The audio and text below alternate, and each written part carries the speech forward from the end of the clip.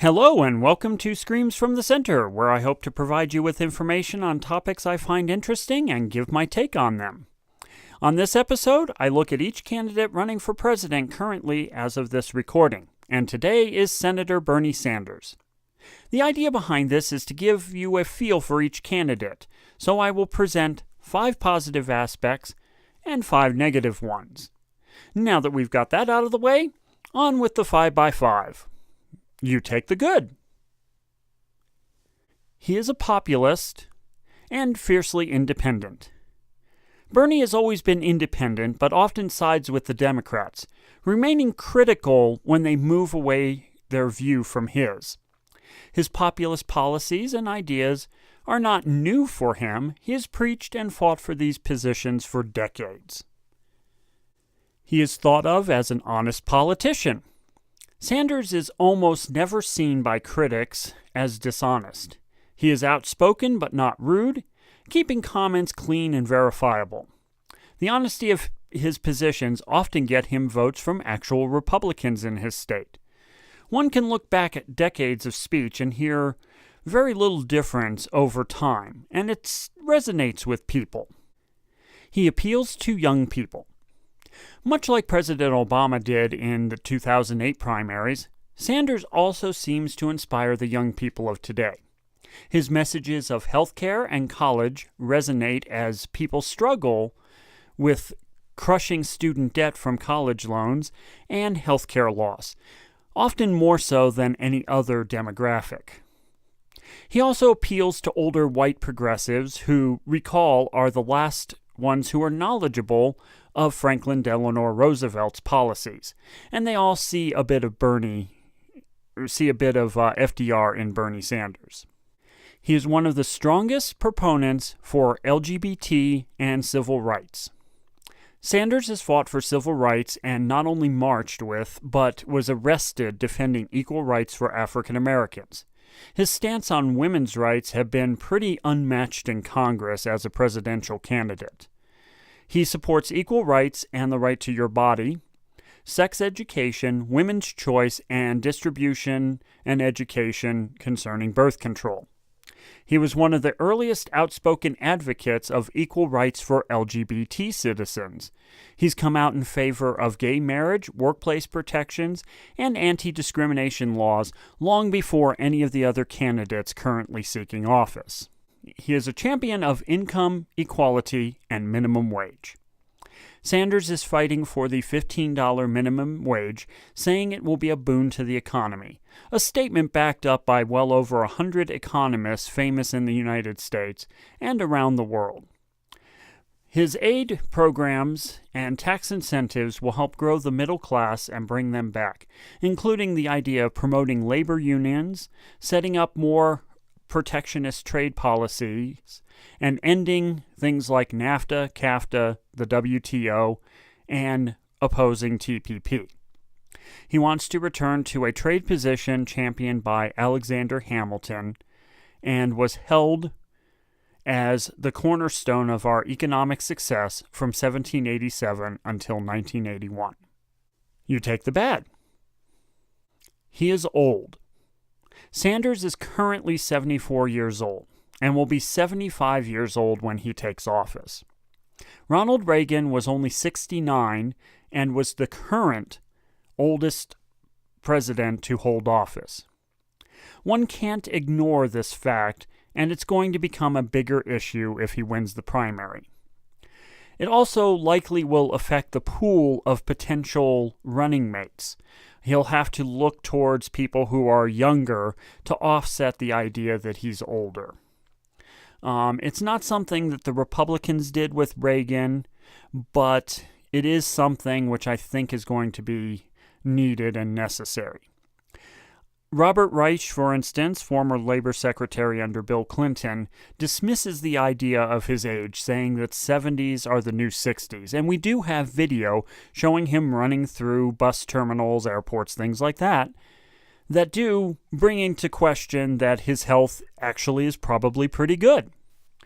But it's going to create an impression on people, and it's one that we can't ignore. His foreign policy stance is weak. In a tide of Islamic terror and those here willing to capitalize on those fears, Sanders is peaceful and doesn't want warfare. Nor does he try to appease war hawks on the issue. This will be a point of attack by opponents seeking the election. Hillary Clinton, more of a war hawk than Bernie Sanders. He will raise your taxes.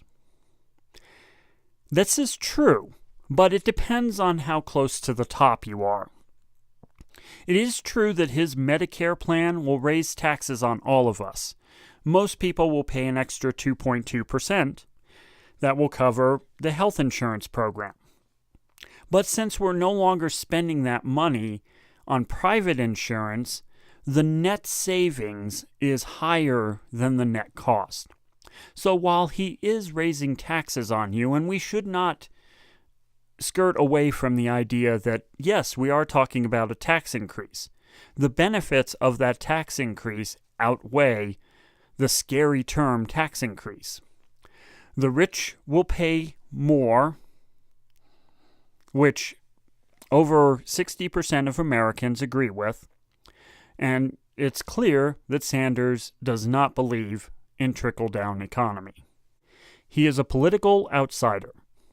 On the surface, with many people, this could be seen as a positive, but Sanders is not well known outside of Vermont, and without media attention, without the media focusing on him,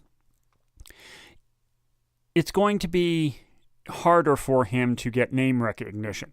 The media is a big part about getting him elected, and they have, to date, rejected him. Largely, he gets less time than most GOP candidates polling at 10% of his numbers. Not at 10%, 10% of his numbers. Carly Fiorina has had more on-air time, and she's barely in the 1% range. He is not a corporate tool. He's not owned by corporations. However, the media is owned by corporations, and they don't like the kind of message, particularly places like MSNBC, who is owned by Comcast, and already can't talk about net neutrality or TPP, both positions Comcast is in favor of. They're in favor of getting rid of the current rules for net neutrality, and they are for the TPP, which will extend certain copyright protections. So the media is trying to ignore him best they can. Also, we see this in the Democratic National Committee. Debbie Wasserman Schultz was Hillary Clinton's campaign manager in Florida during her 2008 run.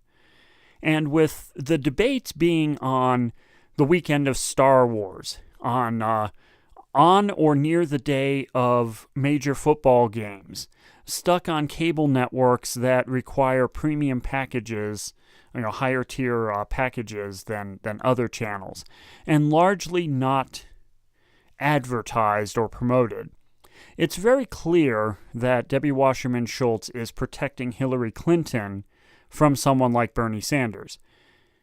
The Democrats in 2008 had about 20 debates, and this highlighted a young candidate by the name of Barack Obama. And we all know what happened there. Sanders draws in large crowds, he has record contributions, and most people don't know this because both the Democratic Party and the media as a whole are ignoring him. This is a negative and will make his job much more difficult, particularly since he does not take PAC money or any kind of donations from wealthy investors. He is a democratic socialist. Now again, for people who understand the meaning of words, they know that this differs from socialism and communism, both of which are often used to describe Sanders. This negative view will hurt him regardless of whether or not it's an accurate assessment. Older people will recall the Soviet Union or, to a lesser degree, World War II. Sadly, this is an incorrect view and doesn't reflect Sanders' actual views. So you take them both, and there you have Bernie Sanders. Thank you for joining me in this episode of Screams from the Center. Please leave comments below on how I can improve. Please like, share, and subscribe to this video. My blog is at screamsfromthecenter.wordpress.com, on Twitter at ScreamsFTCenter, and on Facebook, Screams from the Center. Thank you.